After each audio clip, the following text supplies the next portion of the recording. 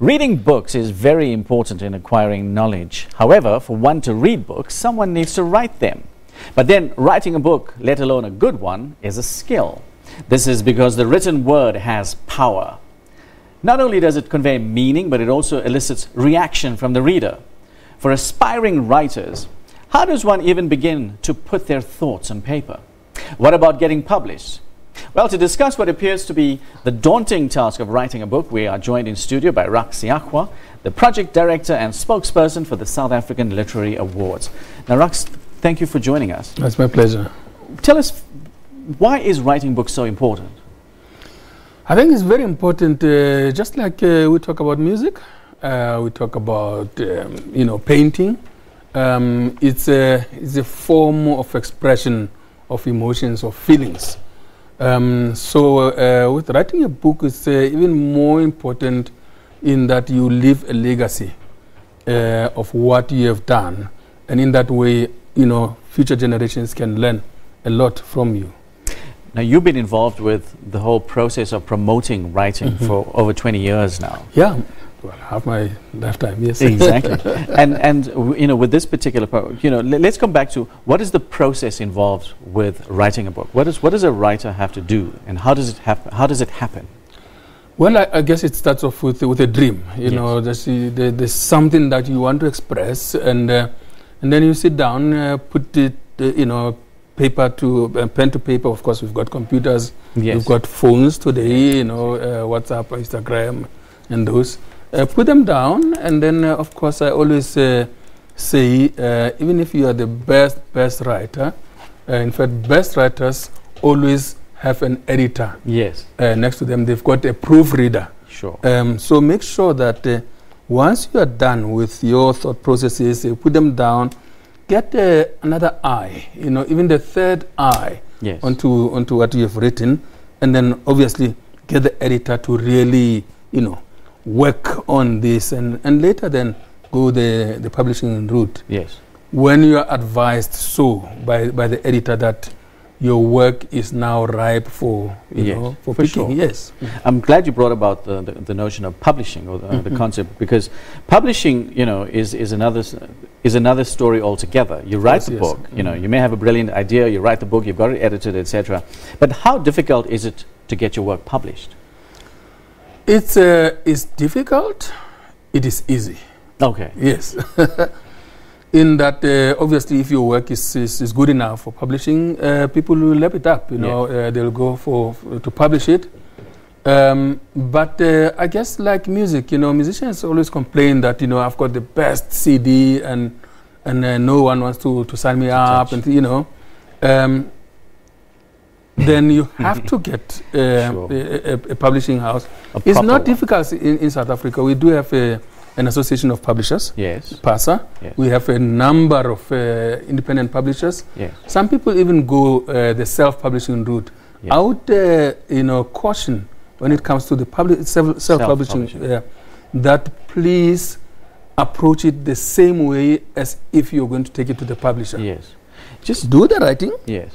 Get the proofreaders, more than one. Yes. Get the editor, and then look at different ways. There are, in fact, companies today that are just specializing on self-publishing. Assisting people to self-publish. Yes. Okay. So I'm glad you touched on self-publishing because, just take us through what that involves. I know, the writing of the book and then the editing of the book, etc. Prior to taking it to, what does one do then?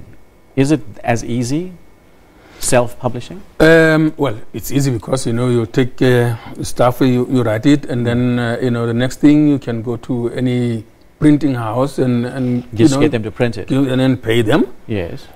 But I would say please don't rush that way. Yes. Go this route I've just of course. Put forward. It's very, very important. There are lots of books. For instance, ourselves at the South African Literary Awards, we get lots and lots of stuff, Yes. This year we've got just over 200 submissions. Yes. But there was a sizable number that was obviously self-published. And the content sometimes is good, but the process has not been completed nicely.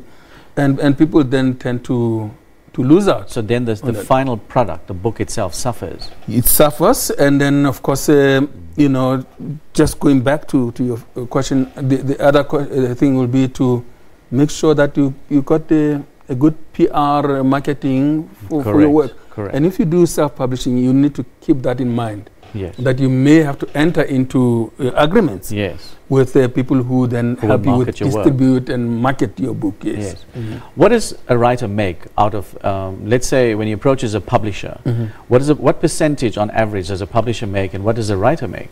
Atrociously low for writers. Yes. I think you're lucky if you get 25%. Really? Yeah, you'll be extremely lucky. Yes. That's why a lot of writers would then get into an agreement with the publisher. Yes. That can I have some of the books? Yes. Then I can sell them. You know, I mean, a good friend of mine, Vusima Tlasela, when he started off with music, yes, I remember he sold most of his music, you know, through friends in paperbacks and boots of cars. Yeah. So writers have to also protect make sure their that work. And they sell their work themselves. Yes. Yes.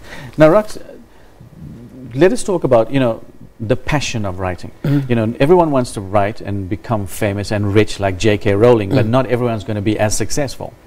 You know, so how important is it to write out of passion? I think we must encourage it. Yes. We must really encourage it. And I'm very glad to say when you go to bookshops, you get quite a good number of South African writers, especially young black women coming out quite strong. Yes. You know, you can only pin it on passion. Yes.